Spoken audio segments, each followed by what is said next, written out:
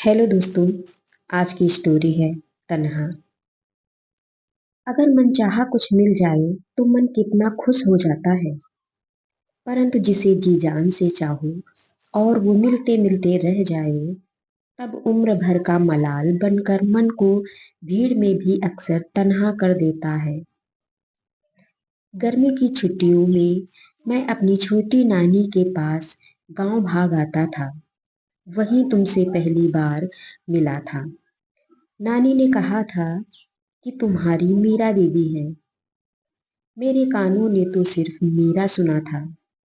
दीदी शब्द कहीं हवा में ही घुल गया था।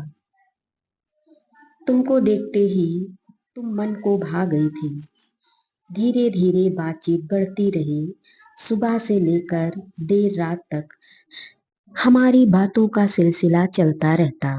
उसके बाद पढ़ाई के सिलसिले में अक्सर गांव आना बंद हो गया था, लेकिन जेहन में तुम्हारी धुंधली सी छवि हमेशा मन को गुदगुदा जाती थी।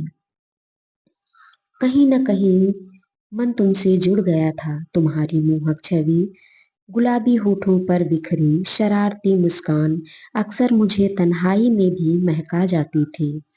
उस वक्त समझ नहीं पा रहा था कि ये क्या है और क्यों है।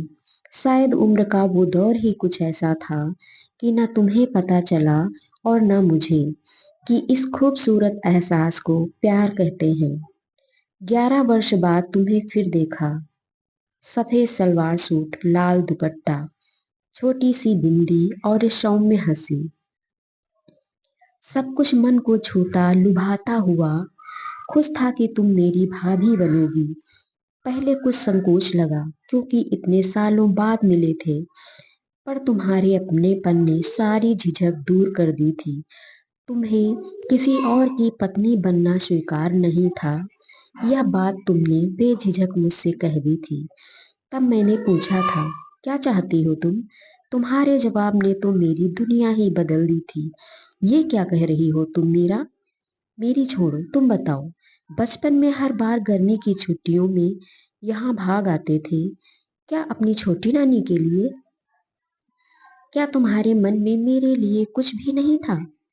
क्यों यहाँ आते ही मुझे ढूंढना शुरू कर देते थे? क्यों रात रात तक जागकर मुझसे ढेर सारी बातें किया करते थे? क्यों हमेशा मेरे करीब रहने का बहाना तलाशते थे? तुम्हारा ही नहीं, मेरा भी यही हाल था। जब तुम जाने लगते थे तो रो पड़ती थी मैं, और फिर अगली छुट्टियों का इंतजार करती थी कि कब आओगे और मेरी तन्हा सी जिंदगी को गुलजार कर जाओगे। जानती थी तुम छोटे थे मुझसे, मैं बड़ी हूँ, पर तुम अच्छे लगते हो। तुमसे प्यार करती हूँ। आज तुम मेरे पास हो, तो अब भी तुमसे अपने मन की बात ना कहूँ तो क्या करूँ? तुम बताओ, तुम क्या चाहते हो? क्या तुम भी मेरे लिए वही महसूस कर रहे हो जो मैं तुम्हारे लिए करती आई हूँ इतने सालों से? फिर बचा ही क्या था कुछ कहने को। बस होठों ने होठों पर समर्पण की जब मुहर लगा दी थी। नहीं पता था कि संभव ही असंभव हो जाएगा। तुम्हारा निर्णय व मेरी इच्छा जानकर घर में सुनामी ही आ गई। छी लड़की, होने वाले देवर से ही इस लड़ा बैठी। घर में कोई भी इस रिश्ते के लिए तैयार नहीं था। कुछ दिन शांत रहने में ही मैंने भलाई समझी। फिर जब नौकरी ज्वाइन की तो सोचा तुम्हें वहीं बुला लूंगा, लेकिन तुम तैयार नहीं थी। तुम चाहती थी कि मैं यह नौकरी छोड़कर वहीं कहीं आसपास ही काम ढूंढ लूं और तुम्हारे पास रहूं। इसलिए मैंने तुम्हें और इंतजार करने की सलाह। पर क्या पता था इस बीच तुम्हारी शादी हो जाएगी।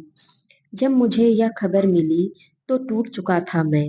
मामा जी की 13वीं में तुम्हें फिर देखा। माथे की बिंदी कुछ बड़ी हो गई थी। वह छरहरा संगमरमर सा तराशा खूबसूरत बदन काफी भर गया था। बस इतना ही पूछ पाया था, कैसी हो मेरा दीदी?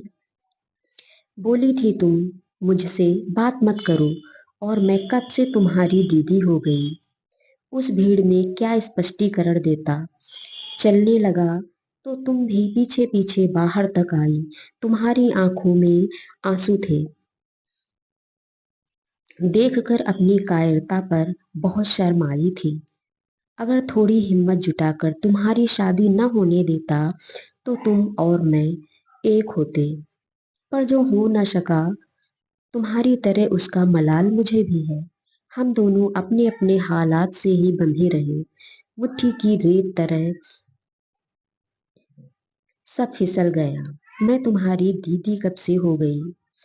लगा तुम्हारे दिल में अब तक जिंदा हूँ। तुम भी तो सदा मेरी पलकों पर रहती हो। और ये कभी कभी बहुत भीग भी जाती हैं। तो दोस्तों, ऐसी ही इमोशनल स्टोरी सुनने के लिए हमारे चैनल को सब्सक्राइब एंड वीडियो को लाइक एंड शेयर अवश्य करें। धन्यवाद।